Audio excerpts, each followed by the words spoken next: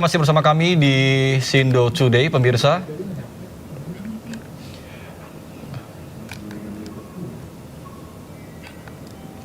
Petugas pemadam kebakaran dan juga personil darurat terlibat dalam pertempuran sengit untuk mengendalikan kebakaran hutan yang melanda hutan di Spanyol. Kobaran api yang membakar lereng bukit di dekat Cerezal saat personel membentangkan selang di sepanjang medan. Petugas pemadam kebakaran terlihat memadamkan api, sementara sebuah helikopter menjatuhkan air ke area yang terbakar. Sekitar 700 orang dievakuasi dari beberapa dusun di wilayah Las Hurdes saat pihak berwenang berupaya mengendalikan api. Operasi pemadam kebakaran diperluas menjadi 244 personel dan 24 pesawat. Kebakaran ini terjadi di tengah musim kebakaran hutan yang parah di Spanyol. Dengan sistem informasi kebakaran hutan Eropa memperkirakan bahwa hampir 276.000 hektar lahan telah terbakar di seluruh Spanyol.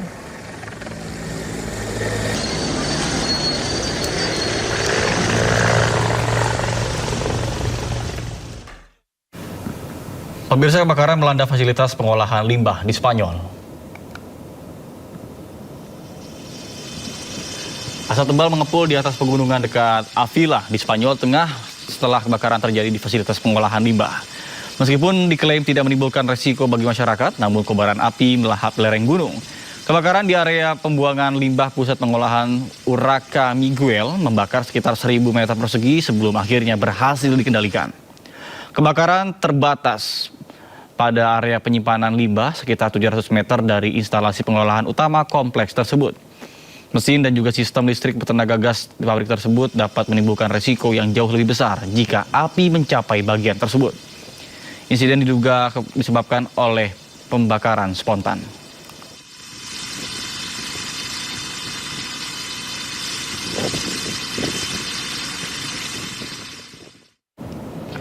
Pemirsa, sejumlah kebakaran, maksud kami kendaraan dibakar untuk memblokade ruas-ruas jalan di Meksiko. Satu orang dilaporkan tewas akibat insiden ini.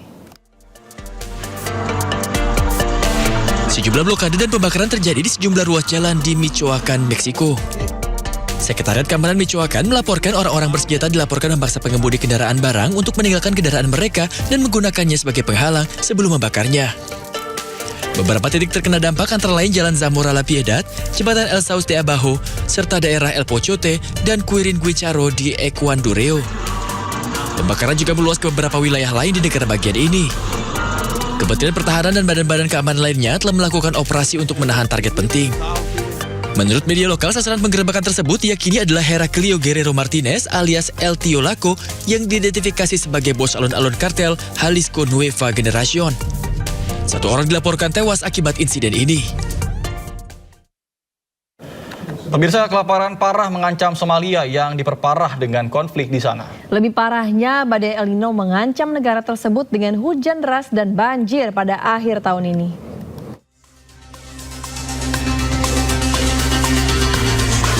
Somalia menghadapi ancaman kelaparan parah dengan El Nino mengancam akan melepaskan hujan dan banjir yang merusak di akhir tahun ini. Hampir 6 juta orang atau hampir 1 dari 3 warga Somalia menghadapi krisis kerawanan pangan atau kondisi yang lebih buruk. Sementara hampir 2 juta anak berisiko mengalami kekurangan gizi akut. Konflik di Somalia telah memperburuk krisis kelaparan yang sudah sangat parah. Krisis kelaparan di Somalia dipicu oleh perpaduan brutal antara konflik, pengungsian, pemotongan dana, dan guncangan iklim yang berulang.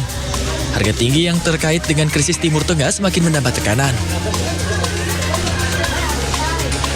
Kini ancaman lain mengintai. El Nino yang semakin kuat diperkirakan akan membawa curah hujan di atas normal pada akhir tahun ini, meningkatkan kekhawatiran akan banjir dahsyat yang dapat menghancurkan tanaman, ternak, dan mata pencaharian. Pemirsa, di sisi lain, penasihat IRGC Muhammad Reza Nahdi menanggapi klaim Trump dengan mengatakan bahwa Amerika Serikat telah gagal sejak awal dalam upayanya untuk menggulingkan pemerintah Iran dan memecah belah rakyat Iran.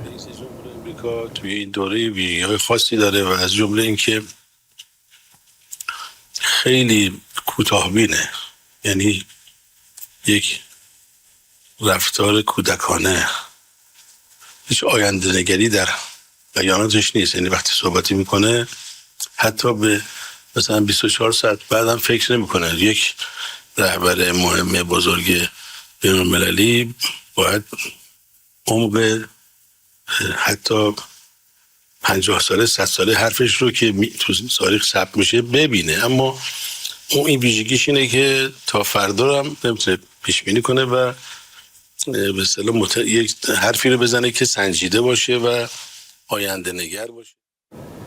Pemirsa, perang Amerika Serikat dan Iran terasa kian melelahkan. Setelah berlangsung berbulan-bulan tapi tak juga berkesudahan. Apakah Trump belum mencapai tujuan ataukah kekuatan Iran yang tak dapat dilawan? Kini Selat Hormuz pun menjadi rebutan. Berikut perbincangan Yudi Handoyo dengan analis strategis militer yang juga alumni US Air War College dan mantan penerbang tempur F-5 dan F-16, Marsikal Pertama Purnawirawan TNI Agung Syarki Sasong Kojati. Apakah strategi Trump, Pak Sarki, ini mengubah pola dari hegemoni perdamaian dunia Amerika Serikat untuk bertahan hidup, Pak Sarki? Ya, memang Trump pada kondisi sekarang setelah gagal mengalahkan Iran dalam gebrakan pertama 40 hari, habis itu seolah-olah berdamai tidak berdamai, berdamai tidak berdamai. Kita pikir Trump tuh mungkin ada yang mengatakan gila, ada yang mengatakan orang ego sekali, orang apa. Tetapi setelah kita pikir-pikir, kita nilai, kita ternyata ini adalah memang secara sengaja, betul-betul direncanakan secara sistematis karena ada beberapa masalah. Bisa kita lihat slide-nya? Kita langsung lihat saja slide-nya ya. Karena ini yang juga masih berhubungan pemirsa dengan apa yang saya tanyakan tadi, di mana manuver Trump terkait dengan perdamaian Iran dihambat. Ini juga menjadi situasi yang sambil menunggu plasmanya, Pak Sarki mungkin dijelaskan kembali Pak Sarki, di mana yang diinformasikan tadi disampaikan oleh Pak Sarki adalah bahwa Amerika Serikat berusaha untuk mempertahankan strateginya, begitu ya Pak Sarki ya? Jadi manuver Trump, mengapa perdamaian Iran dihambat? Ya ternyata di belakang itu ada motif strategis di balik kebijakan luar negeri Amerika yang di ujungnya, di ujung tombaknya Presiden Trump sendiri, yaitu adalah merupakan survival gambit atau langkah bertahan. Strategi ini bertujuan menjaga dominasi Amerika melalui kontrol atas harga energi, ketergantungan militer, negara teluk, dan sebenarnya sistem finansial. Saya sebutkan dari sini. Silakan Pak. Jadi pertama adalah proteksi industri minyak sel. Bila langsung membuka sanksi, maka harga minyak akan turun karena akan mengalir deras. Dan akibatnya bila harga minyak berada di bawah $70, maka minyak sel Amerika yang didapat dengan cara memompa, menginjeksi dengan harga mahal, biayanya sampai $50, akan dapat keuntungan sedikit. Dan selama konflik ini, keuntungan mereka besar sekali. Jadi melindungi industri minyak sel Amerika. Kedua adalah sistem petrodolar. Bila sampai dibuka sanksinya dan kemudian bebas Iran bisa menjual dan negara teluk menjual tidak dengan dolar, maka mengganggu sistem petrodolar di mana transaksi minyak global tidak tergantung Amerika, dan ini kan melemahkan ekonomi Amerika. Kemudian modal sovereign wealth fund. Jadi negara Arab itu selama ini menanamkan uang hasil daripada penjualan minyaknya ke dalam bursa teknologi, bursa ekonomi Amerika, dan kalau itu tidak tergantung Amerika lagi, itu mereka akan jadi tidak ada ancaman Iran, maka mereka ngapain di Amerika? Apa untungnya? Karena kalau selama menyimpan di Amerika, mereka merasa dilindungi oleh Amerika. Baik. Kemudian kita lihat di pojok strategi militer pertahanan. Jadi Amerika juga berusaha menyembunyikan bagaimana mereka kehabisan dari stok amunisi presisinya yang sangat tergantung Iran. Kemudian industri militer, meskipun kalau mereka udah tahu Amerika sekarang sedang kehabisan senjata presisi dan rudal jarak jauh yang sangat penting dan akan menghambat mereka untuk menyerang dan bertahan, tetapi kalau mereka sampai mundur atau mengalah dari Iran ataupun berdamai dengan Iran, maka tidak ada alasan untuk menjual negara-negara teluk membeli ke Amerika industri militer. Pemirsa, Indo Today akan segera kembali, tetaplah bersama kami.